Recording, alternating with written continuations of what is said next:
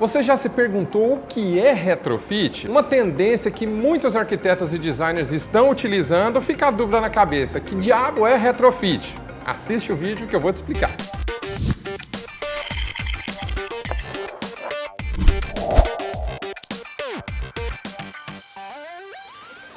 Oi pessoal, seja bem-vindo ao canal Com Alma. E é o seguinte, hoje eu vou falar sobre retrofit. Para quem não sabe, retrofit é um termo que surgiu lá atrás na Europa, muitos anos atrás, numa época onde tinha muitas fábricas, muitos edifícios antigos que já estavam meio que caindo os pedaços e inutilizados. E o que aconteceu? Naquela época, aqueles prédios não poderiam fazer...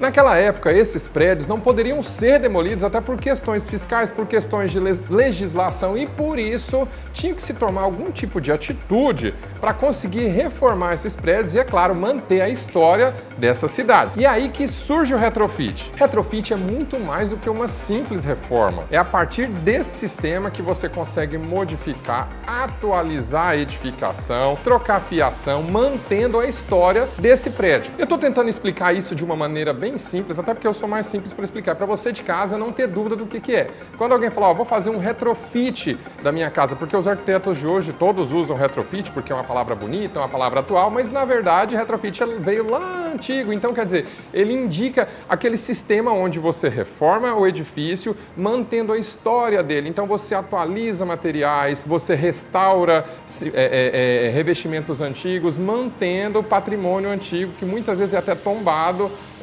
pela população. Muito mais do que uma simples reforma, o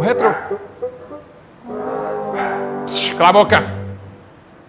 Minha cachorra é assim, quando eu falo cala a boca, aí que ela vai latir. Muito mais do que uma simples reforma, o retrofit nada mais é que um processo onde você leva essa edificação a uma modificação, a uma restauração, mantendo essa memória desse prédio antigo, desse prédio que antes era abandonado, entendeu? Isso, se você for trazer para os termos de hoje, as pessoas, os arquitetos, os designers, colocam como retrofit qualquer tipo de reforma, e não é. Uma coisa importante, uma edificação retrofitada, nem sempre, depois de pronta, ela tem as mesmas funções que ela tinha antes do processo de reforma, entendeu? Isso é importante. Então, às vezes, é uma fábrica abandonada que depois de retrofitada, ela se transforma numa casa, numa moradia, entendeu? Por se tratar de um processo de restauração, retrofit não é um processo barato. Pelo contrário, ele é até mais caro que um processo de construção do zero. Isso porque ele precisa de uma mão de obra especializada, uma mão de obra experiente. E lembrando que nesse processo de retrofit,